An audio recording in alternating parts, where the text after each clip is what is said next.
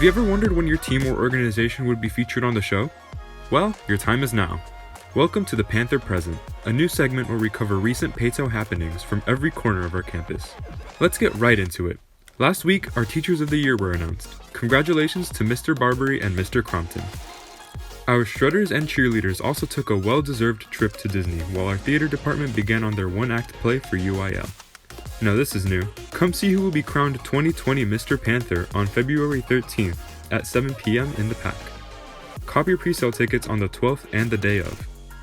On the musical side of things, Valentine's Day is approaching quickly, so be sure to look into the Singing Valentines presented by our choir. FFA has been making moves recently as well. They took 4th place in Wool and 6th place in Floral at the Taylor Invitational contest, while their tractor team placed 2nd in area and advanced to state. Alright, it's time to talk sports. Our swimmers and divers came home with 9 new school records at regionals last weekend, so be sure to congratulate them.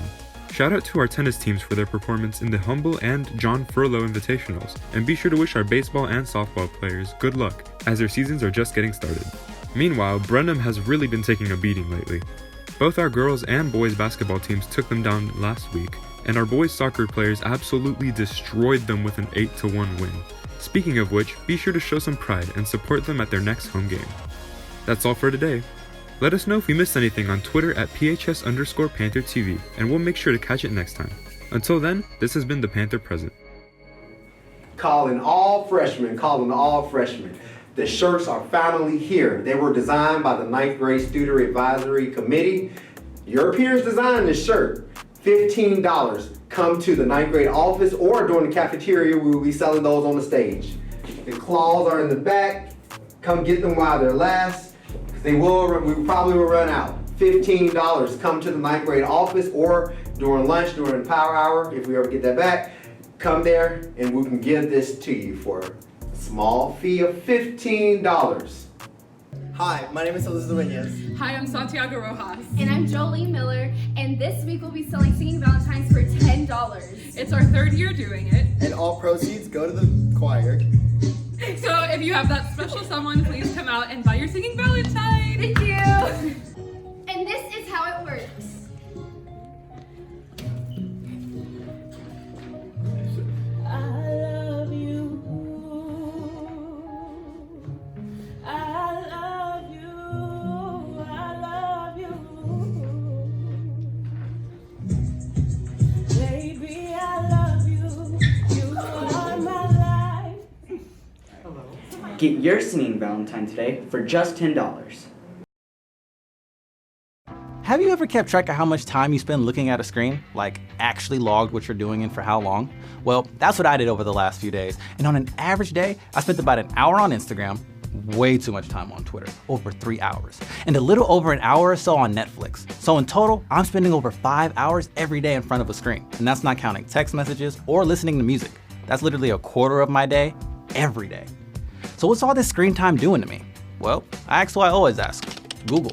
And the results fell into 2 buckets. The first bucket blamed smartphones, video games, and social media for increases in depression, anxiety, and even obesity. The second bucket said that screen use might help improve how we feel about ourselves by keeping us connected with people. So, what does the scientific research say? Is all this screen time really bad for us? Okay, first things first. Screen time as a term isn't that useful because it doesn't really tell you what you're doing on screen. It's kind of like if someone asks you what you had for lunch, and you say, food. That doesn't really provide any real info. And not all screen time is created equal. Context matters. Spending 4 hours creating a video for YouTube is way different than spending 4 hours watching cat videos. How you feel about and how you process each of those situations won't be the same. So lumping them under screen time doesn't make much sense.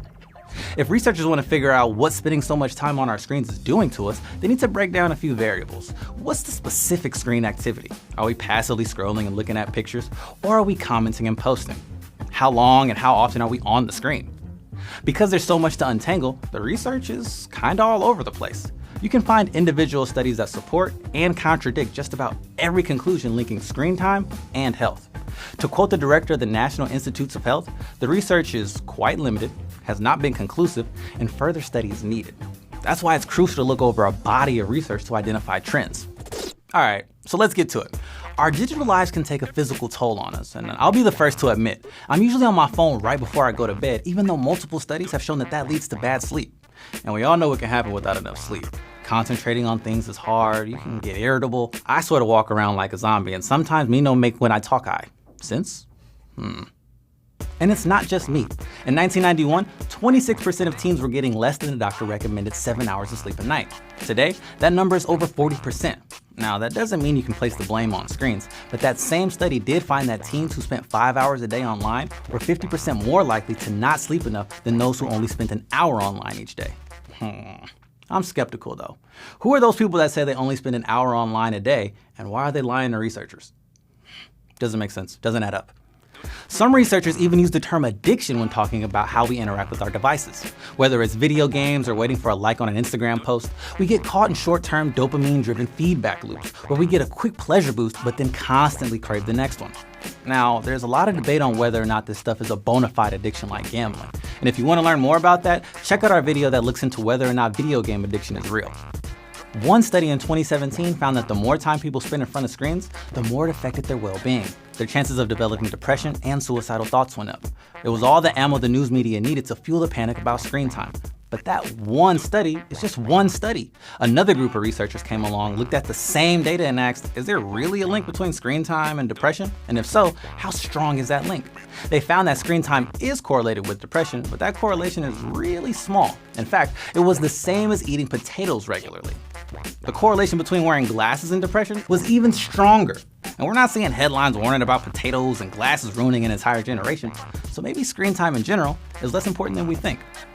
The connection between screen time and health gets a little bit clearer when you look at how people are using their screens. It's not just about quantity, it's also about the quality. Passive screen time, things like watching TV or scrolling through your Instagram feed, is usually associated with the negative stuff, like depression, moodiness, anxiety, and even laziness.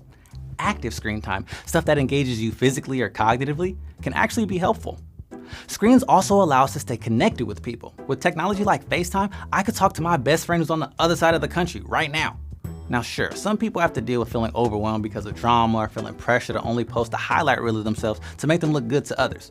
But in many studies, a majority of teens say that social media mainly helps the relationships they already have with their friends. And almost 60% have met a new friend. But that's all we have for you today. Bye!